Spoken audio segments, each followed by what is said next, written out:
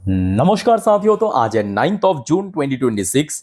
दोस्तों, आप लोगों को लास्ट वीक की शुक्रवार रात में कैसा सिचुएशन था ग्लोबल मार्केट में याद है? लगभग उसी प्रकार की सिचुएशन हूबहू कॉपी पेस्ट आप कह सकते हो कि अभी चल रहा है। तो चलिए, मैं आपको एक एक करके जितने भी शेयर मार्केट से रिलेटेड अपडेट है सब शेयर करता हूं। बट सबसे पहले एक छोटा सा रिक्वेस्ट करूंगा, प्लीज वीडियो को बिना स्किप के पूरा अंत तक जरूर देखना। और खास करके दोस्तों, इस वीडियो की आखिरी 3-4 मिनट पे जब हम मार्केट को चर्चा करेंगे, मार्केट के बारे में कि कल मार्केट किस तरह मूव करेगा, रेजिस्टेंस सपोर्ट वगैरह डिफाइन करेंगे, मिस मत करना उस पार्ट को, ठीक है? आइए सर, सबसे पहले चेकआउट करते हैं आज हमारे मार्केट एनालिस्ट दोस्त ने क्या कहा। देखिए, आज इस टॉपिक को कवर किया एलकेपी सिक्योरिटीज की तरफ से एक एनालिस्ट ने। अच्छा, आज जिस लेवल पे निफ्टी क्लोजिंग दिया उसके बेस पे अभी फिलहाल सपोर्ट पॉइंट मेंशन किया नीचे की तरफ 23,000 से लेके 23,100 आई थिंक आपको दिखाई दे रहा है। अपर साइड में 23,350 से लेके 23,400 एज अ क्रूशियल रेजिस्टेंस। और उसके ऊपर अगर पहुंच गया तो लगभग 24,500 को मेंशन किया नियर टर्म बेसिस पे टारगेट। वैसे दोस्तों, अभी मार्केट की मतलब ग्लोबल मार्केट की हाल थोड़ा नहीं काफी हद तक वीक ही चल रहा है। चलिए, उस बारे में भी चर्चा करेंगे। चलिए, सबसे पहले देखते हैं कि दूसरे एनालिस्ट ने क्या कहा। देखिए, मनी कंट्रोल की तरफ से दूसरे एक और एनालिस्ट ने बाजार के बारे में अपने विचार रखा। Technical view, 23,400 seen as key hurdle for Nifty, move above it could trigger pull back rally. तो दूसरे एनालिस्ट ने भी कहा कि 23,400 इमीडिएटली एक हर्डल पॉइंट है निफ्टी 50 के लिए। इसके ऊपर अगर पहुंच गया तो मार्केट एक काइंड ऑफ रिकवरी हो सकता है, ठीक है, या रैली के अंदर पहुंच सकता है। खैर, इस टॉपिक को दोस्तों इस वीडियो की आखिरी 3-4 मिनट पे चर्चा करेंगे। अभी चलिए, कुछ इंपॉर्टेंट जानकारी आया है, मैं आपके साथ शेयर करता हूं, फटाफट समझाता हूं, तो थोड़ा पेशेंसफुली देखिए, सुनिए, समझते जाइए। अच्छा दोस्तों, आपको पता होगा लास्ट डे सेम टाइम की वीडियो में आपको मैं इन्फॉर्म किया था आरबीआई की तरफ से जो फॉरेक्स पॉलिसीज के अंदर चेंजेस किया और उसका परिणाम आज हमें देखने को मिला। बैंक निफ्टी में सीधा 1100 पॉइंट की रैली, मतलब 2% के अधिक, है ना। खास करके पीएसयू बैंक बहुत अच्छा मूव किया। तो उस पॉलिसी चेंज के ऊपर बेस करके अलग अलग जो सोर्स के तरफ से अपना अपना स्टेटमेंट आया। जैसे कि एचएसबीसी ने कहा RBI forex push is buying time for INR, मतलब इंडियन रुपी खरीदने के समय है, but sustainability still require lower oil price. ये तो फैक्ट है। देखिए, ऑयल प्राइस जितना गिरेगा, याद रखना, इंडियन मार्केट के लिए उतना बढ़िया है। दूसरी तरफ एसबीआई ने भी टिप्पणी किया है। एसबीआई ने कहा RBI major likely to attract 55 से लेके 65 billion dollar inflow in financial 27। तो आरबीआई की तरफ से जो कल रात में फॉरेक्स के ऊपर मतलब हाँ, एफपीआई को लेके जो पॉलिसी चेंज किया है, उस वजह से इस फाइनेंशियल ईयर पे, पूरे फाइनेंशियल ईयर पे टोटल 55 से लेके 65 बिलियन डॉलर की इनफ्लो आ सकता है मार्केट में। चलो, ये तो अच्छी बात है। दूसरी तरफ आ जाइए, एक और इंपॉर्टेंट रिपोर्ट देखिए। इंडिया आइज मोर एफडीआई, मतलब foreign direct investment, speed up divestment, asset monetisation as economy face external risk. So let's see क्या करते हैं भारत सरकार।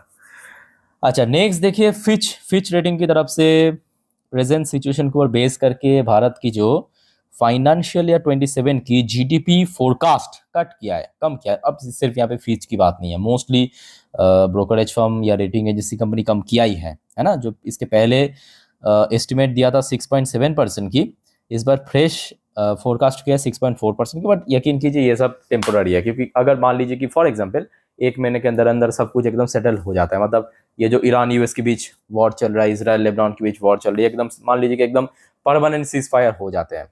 चांस बहुत कम है, बट अगर हो जाते हैं मान लीजिए, तो कहीं ना कहीं ये सब लोग बदल भी जाएगा। आज कह रहे 6.4, कल कहेगा 7.4, तो ये चलता रहेगा, ठीक है। वो डिपेंड करेगा सिचुएशन को बेस करके।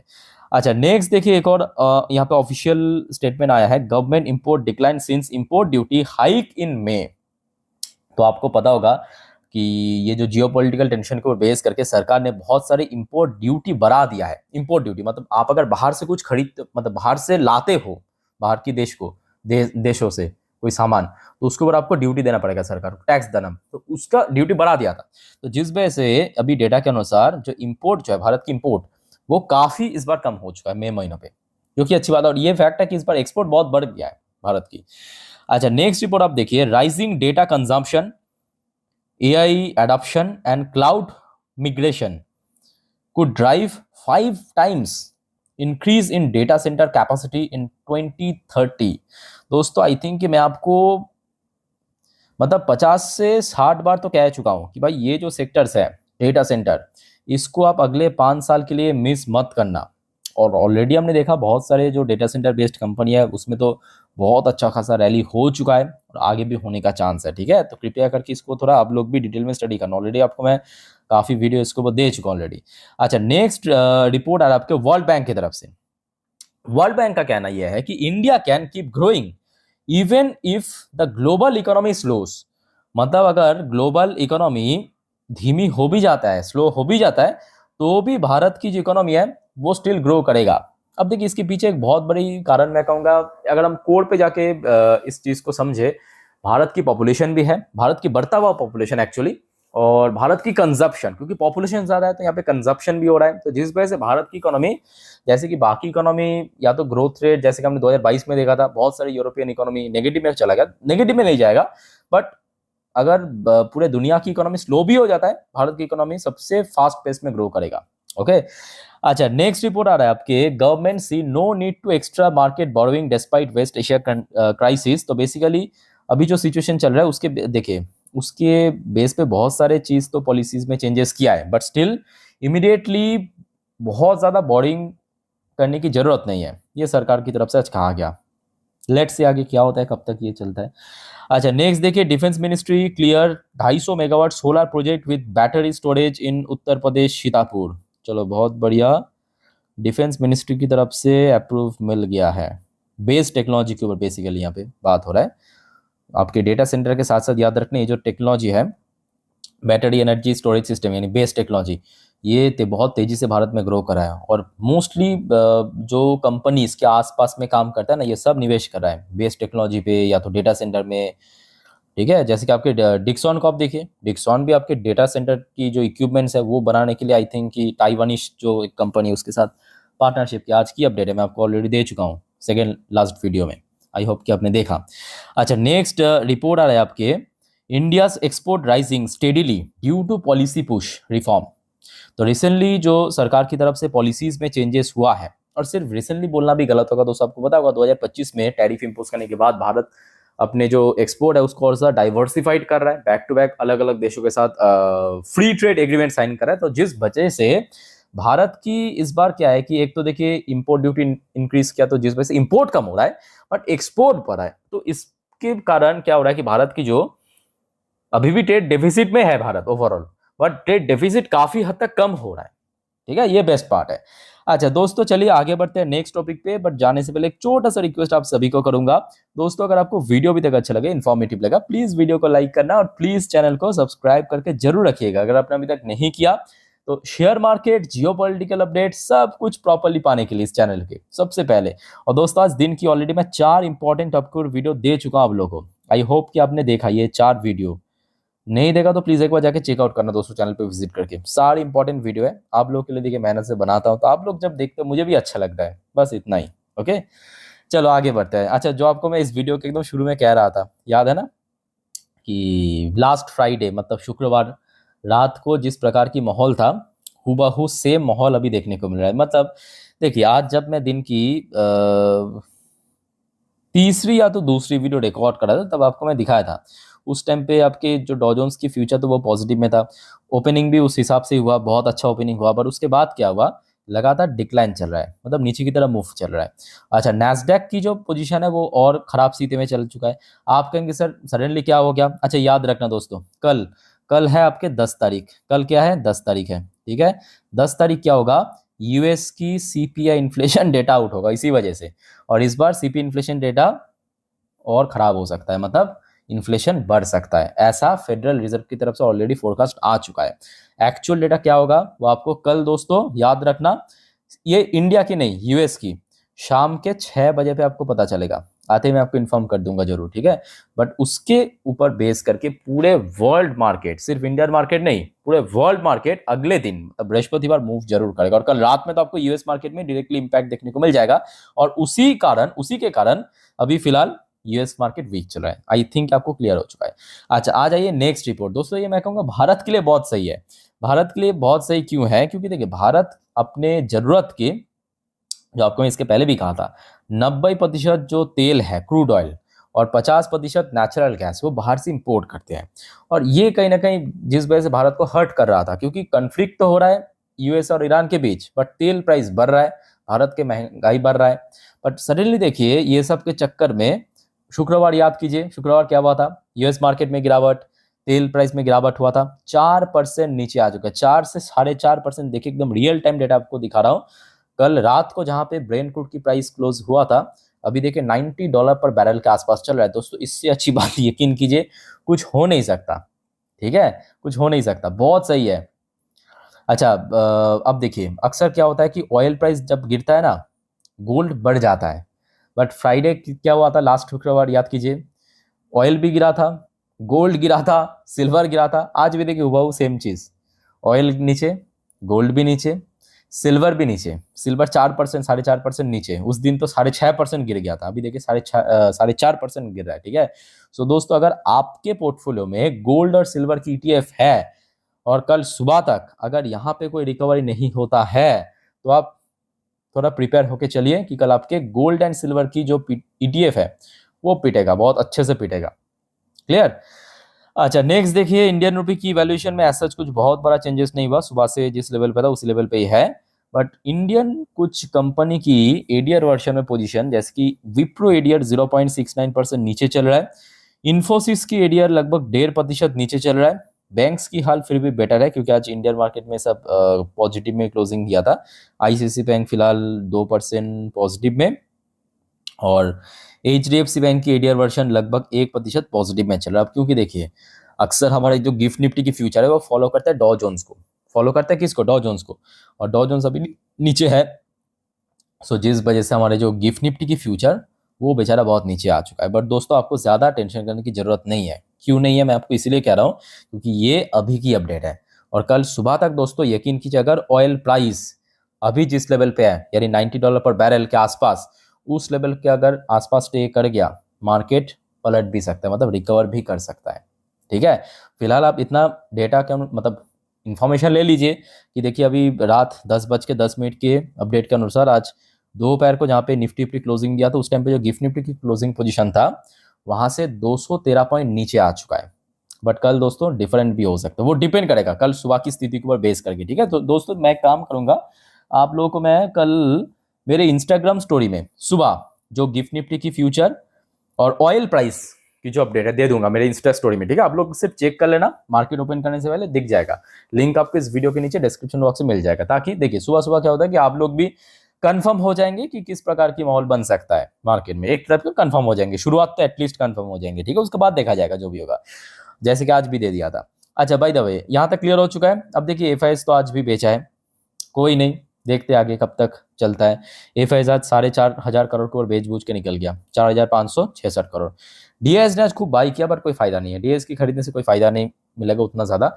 6,159 करोड़ आज डीएस ने खरीदा।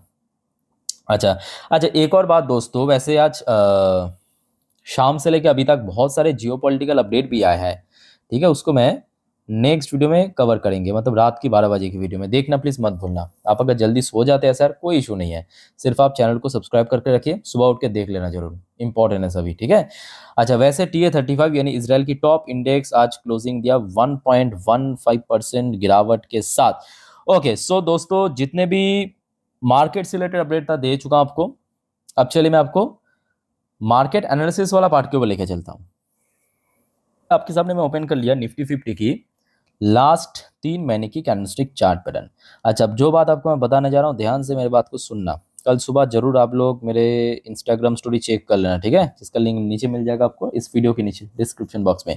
अच्छा कल के लिए कुछ सेक्टर्स इंपॉर्टेंट है, जैसे कि आज हमने देखा बैंक निफ्टी, मतलब बैंक्स जो है मार्केट को काफ़ी सपोर्ट किया, काफ़ी नहीं एक्चुअली सबसे ज़्यादा सपोर्ट किया।